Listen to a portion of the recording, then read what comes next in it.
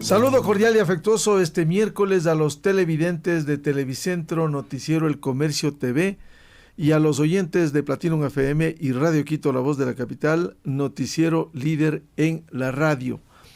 Hoy queremos abordar un tema de interés con la señora superintendenta de bancos, Ruth Arregui, a quien le damos la bienvenida, sobre la situación de los bancos, la situación del sistema bancario y financiero, que por cierto, por los indicadores tanto oficiales cuanto de la Asociación de Bancos Privados del Ecuador, dan cuenta de una situación buena que genera confianza. Sin embargo, quedan algunos temas y observaciones, por ejemplo, que ha habido un retroceso en la inclusión financiera. ¿Cómo revertir eso, señora superintendenta de bancos, Ruth Arregui? Muy buen día. Muy buenos días, Miguel. Muchísimas gracias por la invitación. También un saludo cariñoso a los televidentes y a los radioescuchas. Mire, en su pregunta, efectivamente hemos tenido nosotros, no importa, digo yo, a través de qué metodología se mide la inclusión financiera, me refiero a que existen distintas formas de la medición. El Global Findex hace una medición de acceso, de uso. El microscopio global hace una medición, en cambio, del entorno de la inclusión financiera, y en todos estos tipos de indicadores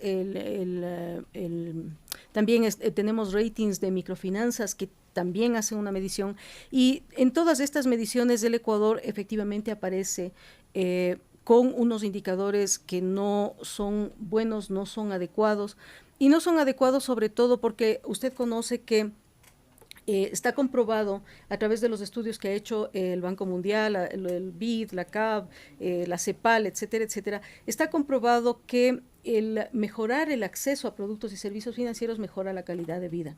También en términos de las microfinanzas, ¿no? de los microemprendedores, de los micronegocios, etcétera, es decir, de la economía a nivel micro. También les mejora a ellos las posibilidades de desarrollo y de crecimiento. Entonces, esta es la verdadera preocupación de que tengamos nosotros unos indicadores tan poco desarrollados y tan bajos, no solamente comparados nosotros con, digamos, con países con los que debemos mirarnos, que son Colombia, que son Perú, ¿no es cierto?, porque están dentro de la CAN, sino además mirados también en parámetros de promedio de la América Latina. Peor si nos medimos nosotros con algunos países de la América Latina que sí tienen un nivel de desarrollo mucho mejor, como son Chile, por ejemplo, o México, ¿no? Entonces, esa es la situación. ¿Por qué estos indicadores bajos y cómo revertir eso? Mire, en el índice del microscopio global, nosotros en el año 2008, y por esto es importante tener este indicador, en el año 2008 nosotros teníamos una posición número 3. Y esta posición número 3 estaba, digamos, en los primeros lugares, compartida con Bolivia, compartida con Perú, compartida con Colombia. A esta fecha, al año 2019, que es la última medición, la posición ha bajado al puesto 26, pero la posición de ellos no, ni la del Perú, ni la de Colombia. El año pasado nosotros estuvimos en la posición número 25. Si hoy estamos en la 26, quiere decir que todavía, incluso respecto del año anterior, hemos bajado una posición. ¿Qué es lo que nosotros deberíamos hacer? Entonces aquí es donde un poco uno dice, a ver, ¿qué ha hecho Colombia? ¿Qué ha hecho Perú? Claro. ¿Y qué no hemos hecho nosotros? ¿Y qué no hemos hecho nosotros? Entonces, ellos han hecho una importante política pública en términos de programas de inclusión financiera. Pero una política pública que implica la construcción de todo un andamiaje desde la parte macro, meso, micro, de incentivos que promueven realmente la inclusión financiera. Entonces, ¿cómo son esos incentivos? Y nosotros, como Superintendencia de Bancos, hemos propuesto también. Incluso nosotros lo propusimos cuando recién el presidente Lenín Moreno había ganado las elecciones. Lo habíamos propuesto a través de una iniciativa que tuvo el PNUD con Ecuador Decide, que usted se acordará, en donde digamos, hubo un concurso de hacer propuestas que le permitieran a los candidatos en esa época, cuando fueran gobernantes, ¿no es cierto?, tener iniciativas potentes que permitan mejorar algunos elementos.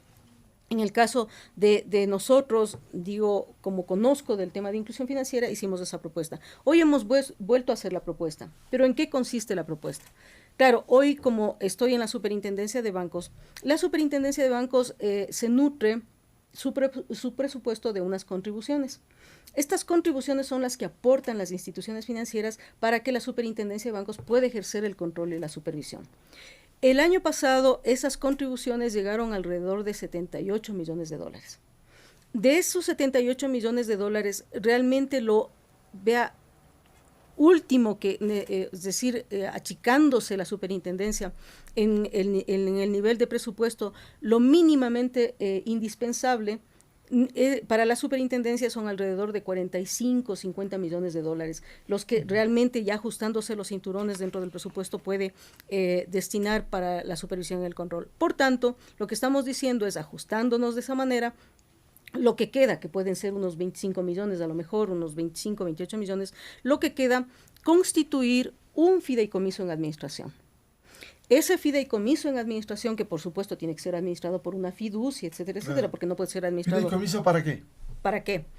Para que ese fideicomiso entonces recoja estos recursos, de las contribuciones, y este fideicomiso tenga una junta directiva en la cual presida la superintendencia, porque son recursos de la superintendencia, esté integrada también por un delegado de la Asociación de Bancos y por un delegado del presidente de la República. ¿Por qué creemos que es importante que esté el presidente de la República? Porque tenemos que transversalizar esta política pública, porque si no, no vamos a lograr mejorar los indicadores de inclusión financiera. ¿Y qué hacemos nosotros con este fideicomiso en administración? Ellos tienen la obligación, se hacen unos reglamentos, etcétera, y ellos tienen la obligación de hacer unos fondos concursables. Es decir, unas subastas públicas. Claro, ¿para qué? El fideicomiso servirá solo para los fondos concursables. Claro, es un vehículo. Entonces, ¿para qué nos sirve a nosotros estas subastas, estos fondos concursables, estas subastas públicas? Nos sirven para mejorar 4 cosas, que son los pilares de la inclusión financiera, y entonces al mejorar esos 4 pilares, nosotros vamos a mejorar los indicadores de inclusión financiera. El uno tiene que ver con la cobertura en el sentido de la red extendida, ¿no es cierto?, a través de los cuales se ofertan productos y servicios. ¿Qué quiere decir una red extendida? Los canales. ¿Cuáles son los canales? Los canales que se usa en el sistema financiero son cajeros automáticos, son corresponsales no bancarios, son ¿cómo se llama los POS, ¿no es cierto?, que son los puntos de venta, estos aparatitos donde uno pasa la tarjeta de débito o pasa la tarjeta de crédito. Para las ventas, digamos, para los puntos de venta. Es decir, estos son básicamente los canales de distribución, pero nosotros también necesitamos productos y servicios que sean adecuados a la población, a los nichos a los cuales se va a atender. ¿Qué quiere decir que sean adecuados? Por una parte, que satisfagan la demanda, porque yo no le puedo imponer a la gente productos y servicios, pues tiene que ser algo que les sirva a las personas.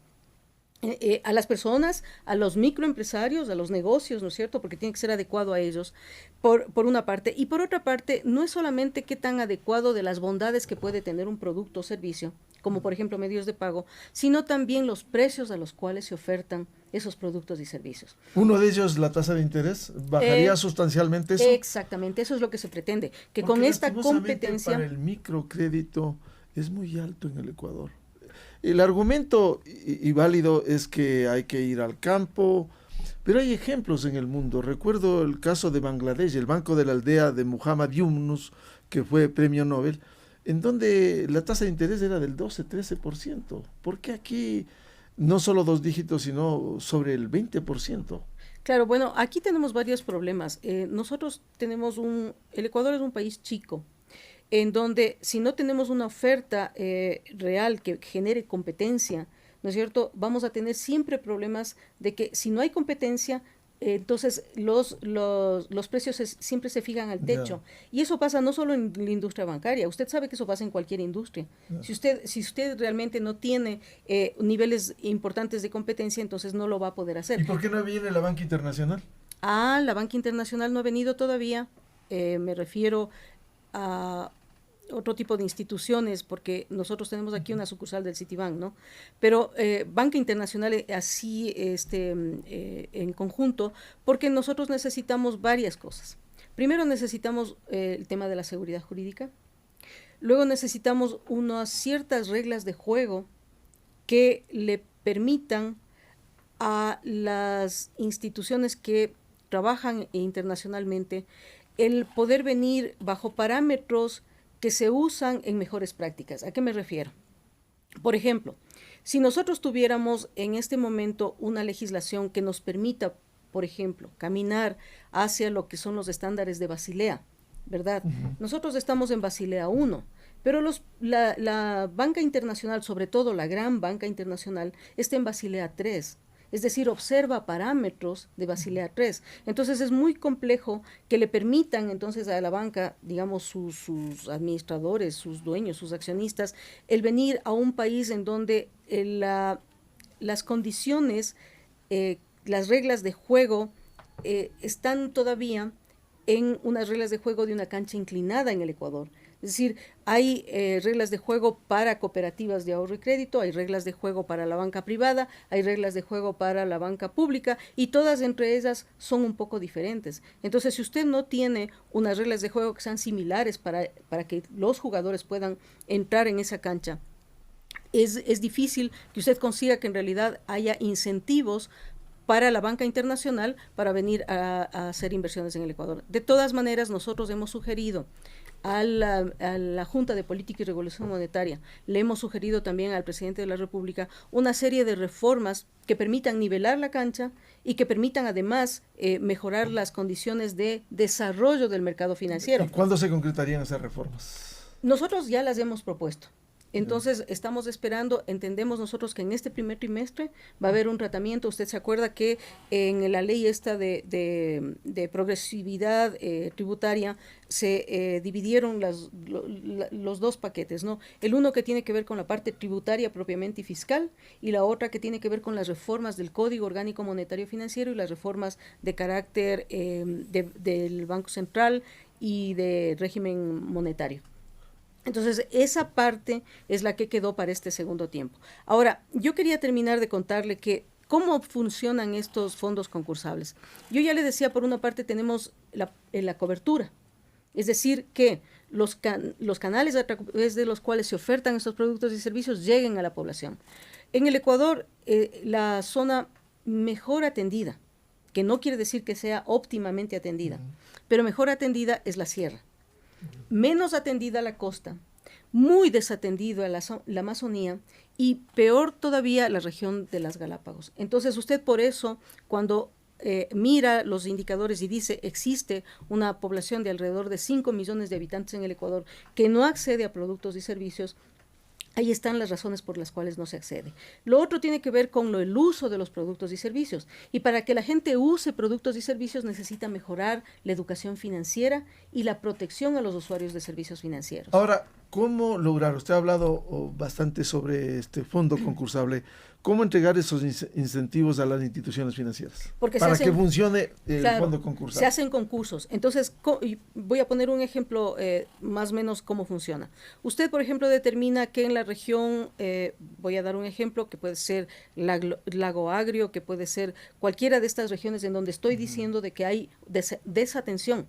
Es decir, realmente hay una desatención en términos de productos y servicios. Entonces usted dice, miren, instituciones financieras, ustedes van a ofertar para que mejoren los canales. Es decir, mejoren si son ATMs, si son quiero decir cajeros automáticos, si son corresponsales no bancarios, qué tipo de además productos y servicios ustedes van a ofertar en esa población, que sea adecuada a la población, porque lo que le acabo de decir, ¿no es cierto? Entonces, usted genera un concurso y las instituciones financieras licitan. ¿Quién mejor? Y abrir esos fondos a través del fideicomiso. Exactamente. Entonces, el fideicomiso tiene unos reglamentos, tiene unos sistemas de evaluación y de calificación. No se olvide que los fideicomisos en administración están justamente administrados por las fiduciarias, no es por ni la superintendencia de bancos, ni los bancos, ni mucho menos. Entonces, este es un procedimiento que en muchos países ha funcionado de manera adecuada. En Chile funcionó, en Colombia funcionó, en Perú funciona, y que lo hace de manera transparente, y eso es lo que nos interesa a nosotros. ¿Y cómo está la banca ecuatoriana? Cuando uno revisa los indicadores oficiales o de los bancos privados, ve activos, cartera bruta, depósitos, patrimonio en muy buen estado. La banca Sin embargo, ¿por qué la tasa de interés todavía sigue alta? Porque la A excepción de metodología... algunos casos. Por ejemplo, a través de la vivienda con el aporte del gobierno, el Banco de Interés, Vivienda de Interés Público, los BIP, está alrededor del 5% y a tasa efectiva. ¿Por qué no lograr incentivos en otros indicadores como el desarrollo productivo? Verá, en lo primero que usted me preguntaba en el tema de la tasa, el problema que tenemos en los precios en general del sistema financiero no tienen una metodología adecuada de cálculo. Entonces, también nosotros como Superintendencia de Bancos hemos sugerido una metodología de cálculo que haga que las instituciones financieras no se suban y se fijen en el techo de la tasa como tal, sino que funcionen a través de bandas. Entonces, las bandas generan competencia y al generar competencia, usted entonces abarata los precios. Ya, esa es una de las razones. La metodología de cálculo es inadecuada.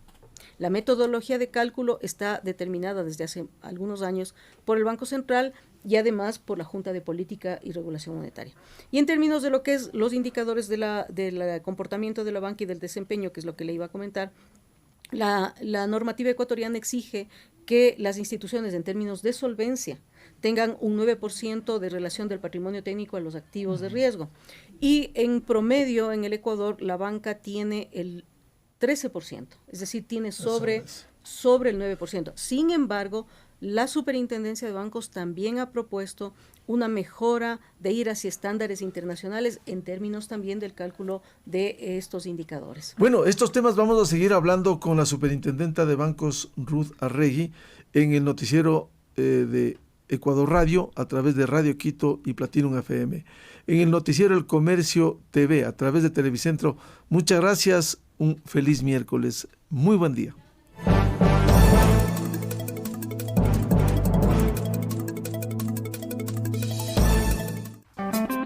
Inicio de espacio publicitario. Tenemos nuevas e innovadoras experiencias Produbanco para ti. Ahora, el estado de cuenta de tu tarjeta de crédito es interactivo. Sí, como lo escuchas. Accede a él desde el próximo resumen que llega a tu correo electrónico mensualmente y conoce todos los nuevos beneficios que tu tarjeta tiene para ti. Vive a diario experiencias Produbanco. Produbanco, Grupo Promérica. De lunes a viernes, vibra con lo mejor del fútbol. Quito ya tiene su programa deportivo. TVC Deportes, con la conducción de Andrés Benavides. Lunes a viernes, 23 horas. TVC como te gusta. Millones de parejas en el mundo sufren por la impotencia sexual masculina. Es por ello que llega a Ecuador el Exial, excelencia médica en salud sexual masculina. Línea de atención nacional 02-398-3353. Estamos en Quito y Guayaquil.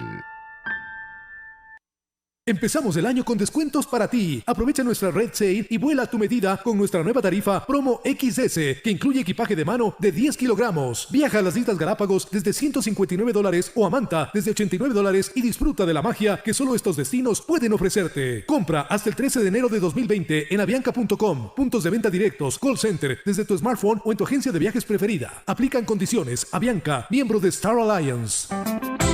Fin de espacio publicitario. No llega primero quien va más rápido. Llega primero quien sabe a dónde quiere llegar. Información, contenido, conocimiento. Platinum FM, marcando la diferencia. Marcando la diferencia.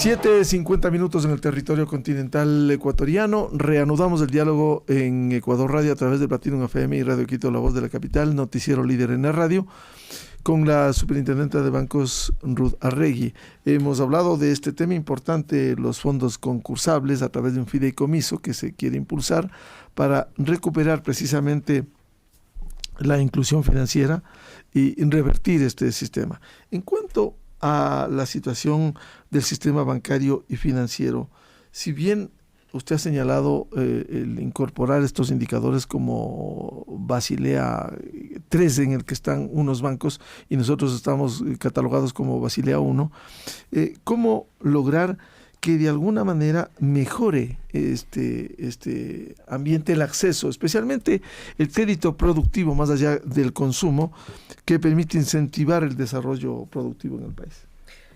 Bien, yo le decía a usted que efectivamente en términos de lo que es la relación de solvencia, nosotros como país tenemos un requerimiento del 9% y que lo cumple el sistema financiero a satisfacción, en el sentido de que en promedio estamos en el 13%.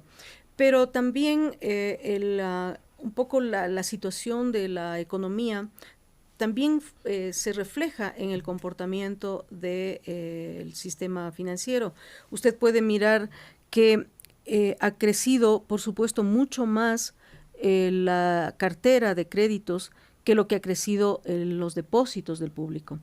Y entonces, ¿por qué? Porque en una economía que no crece, las personas no tienen capacidad de ahorro.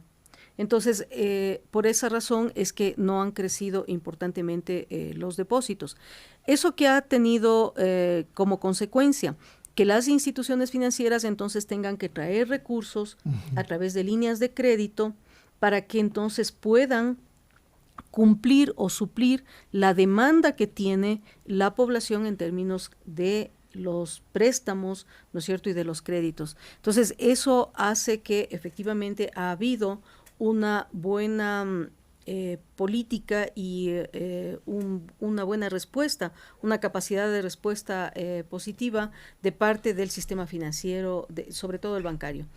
Ahora, sin embargo, no hay que olvidarse que también cuando nosotros accedemos a líneas de crédito del exterior, esas líneas de crédito del exterior tienen un costo un poquito mayor. Entonces hay que rentabilizar realmente estos préstamos que las instituciones financieras han traído. Entonces, que en definitiva, este buen desempeño que ha tenido la banca privada obedece a esas circunstancias también, es decir, al hecho de suplir las necesidades del otorgamiento de crédito a través de líneas de crédito del exterior. Entonces, son más o menos $1,000 millones los que ha traído el sistema financiero, la banca. Ahora bien, ¿qué más nosotros tenemos como resultados? Por supuesto, hemos tenido unos buenos niveles de rentabilidad, de utilidades. Es importante señalar que las utilidades en el caso de la banca, y yo lo he señalado varias veces, la banca es uno de los sectores de las industrias más reguladas en el mundo entero, en el Ecuador también, y no solamente reguladas, sino supervisadas. Está manejando recursos del público, ¿no? Exactamente. Entonces, tiene una rigurosidad también en términos de cumplir con parámetros y con indicadores. Entonces, nosotros hemos también, le decía a usted, hecho algunas recomendaciones en términos de mejorar el marco legal para lograr el desarrollo de la banca privada, porque el Código Orgánico Monetario Financiero, tal como está diseñado, no ha permitido el desarrollo y la competencia del sector bancario. Entonces, ¿para qué más nos interesa a nosotros que las instituciones financieras hayan logrado esta rentabilidad? Porque de esa rentabilidad ellos tienen que hacer reinversiones en términos de tecnología. La banca hace un uso intensivo de tecnología, y la tecnología que se utiliza hoy en día, usted sabe que tiene niveles de obsolescencia muy rápidos.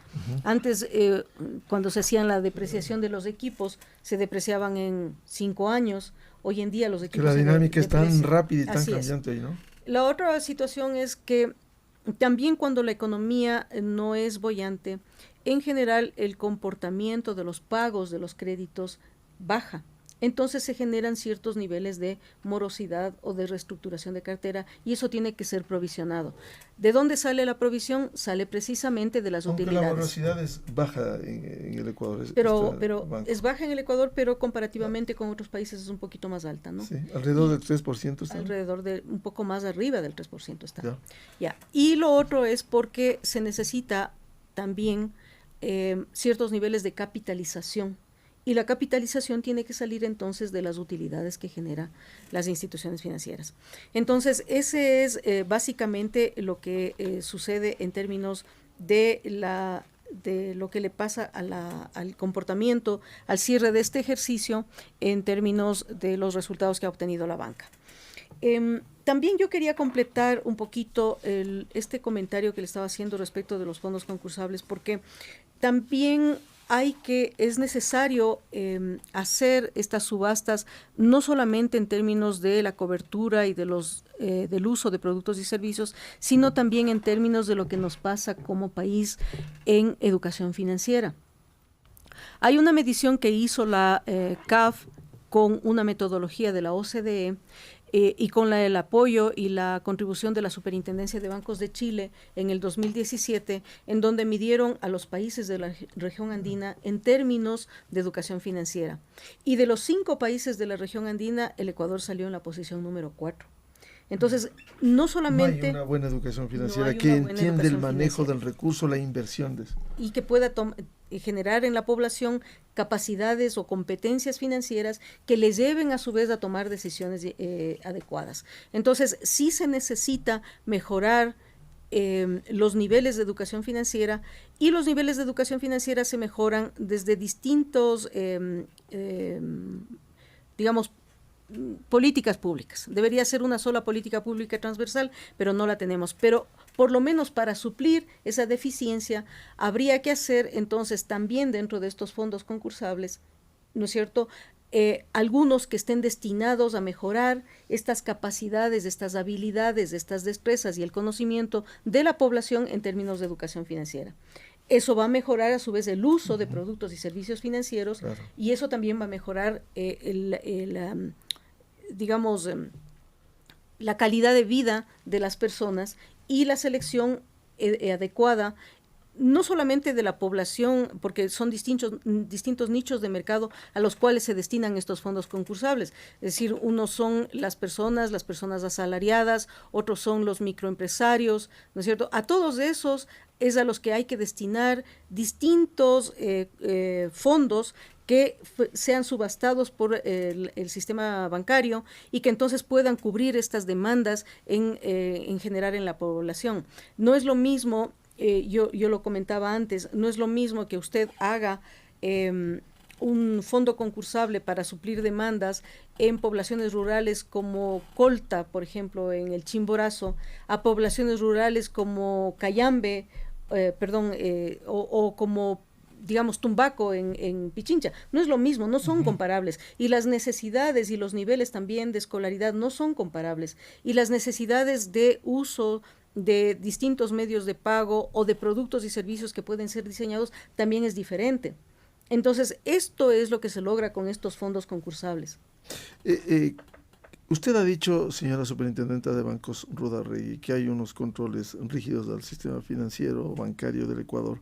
Sin embargo, y esto aclaro, si bien no es responsabilidad hoy en el esquema legal actual, lo que señala el propio Código Orgánico Monetario y Financiero, vigente desde el 2014, sin embargo, hay una preocupación que no le corresponde, insisto, el control a la Superintendencia de Bancos, sí a la que se creara en el gobierno anterior la Superintendencia de Economía Popular y Solidaria, la situación de las cooperativas. Viendo, no como control, no como autoridad de las cooperativas, no pudiera haber un riesgo sistémico cuando esto creció. Si uno revisa los indicadores del 2008 para acá, lo que pasó en el gobierno de Correa, crecieron las cooperativas, sustancialmente más de 1,000 cooperativas, luego se fueron casi centenares de cooperativas.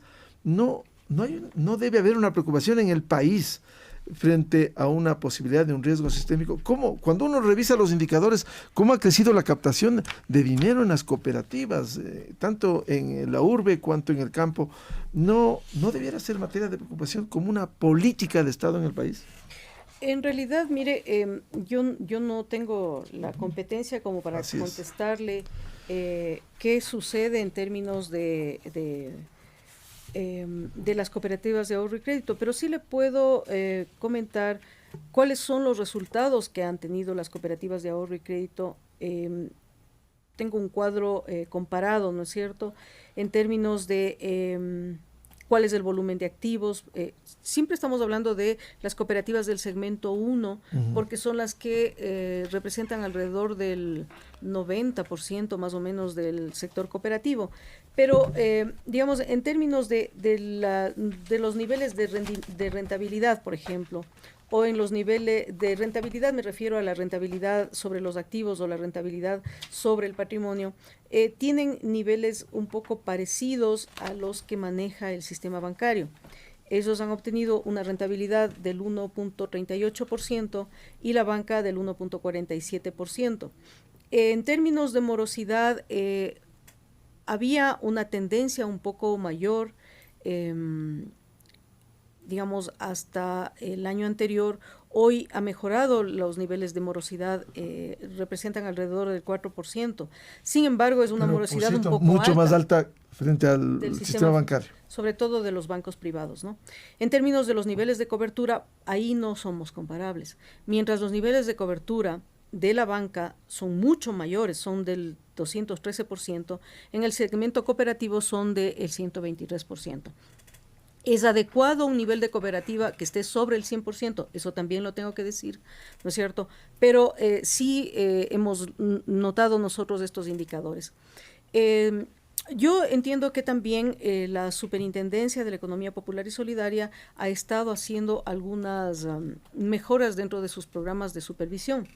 También nosotros tenemos una recomendación, nosotros me refiero al Ecuador, una recomendación importante que la hizo ahora mismo el Fondo Monetario en términos de la evaluación que ha hecho del sector financiero y ha requerido una mayor resiliencia en términos del sistema bancario, del sistema financiero, perdón, y también ha requerido una mejora dentro del marco normativo del sector bancario y del sector cooperativo, sobre todo en términos de tres cosas que son importantes.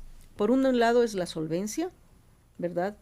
Por otro lado está la liquidez y por el otro lado está la calificación de la cartera de créditos y la constitución de provisiones. Y el manejo de los recursos internos en una cooperativa. Eso es lo que efectivamente tiene que ver con esto. Entonces, nosotros creemos que entraríamos una vez que se apruebe las reformas que se hagan al Código Orgánico Monetario Financiero y también a lo que tiene que ver con el Banco Central. Una vez que se aprueben estas reformas, entonces la Junta de Política y Regulación Monetaria actual, si es que cambia a Junta de Regulación, que sería lo óptimo, esa Junta de Regulación tendría entonces que empezar a hacer estos ajustes del marco normativo que ha recomendado el Fondo Monetario en sus informes y que también los ha recomendado el Banco Mundial. ¿Y con ello volvés más rigurosos los controles a las cooperativas? ¿Cómo se hace al sistema bancario y financiero del Ecuador? Sí, equilibrar, que es lo que le decía yo hace un momento, nivelar la cancha también en términos de banca pública. Entonces serían nivelar la cancha para todo no está nivelado. El sistema financiero, así sistema es. Bancario y financiero privado, banca pública y cooperativa, está desnivelada la cancha. Claro que sí. Entonces, hay mucha más rigurosidad en términos de lo que es la banca privada. Y entonces, una vez hecho esto, lo que lograríamos es efectivamente tener a todo el sistema financiero bajo los mismos estándares.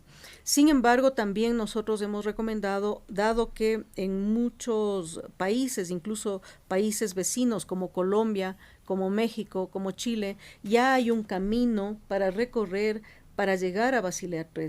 Entonces nosotros también queremos iniciar en ese camino porque ese permite también tener mejores estándares en términos de la calidad del capital de las instituciones bancarias. Y con ello pudieran venir la banca internacional. Y ahí podríamos tener efectivamente, seguramente, también la venida de la banca internacional. Bien, muchas gracias a la señora superintendenta de bancos, la economista Ruth Arregui, para analizar estos temas de interés como es la situación del sistema bancario y financiero y estos fondos concursables muy importantes para rescatar el servicio, especialmente en zonas más deprimidas en el Ecuador. Muchas gracias a su presencia. Siempre importante que nuestros miles de oyentes conozcan la información de primera mano. Muchas gracias a usted. Muy amable. Muy amable.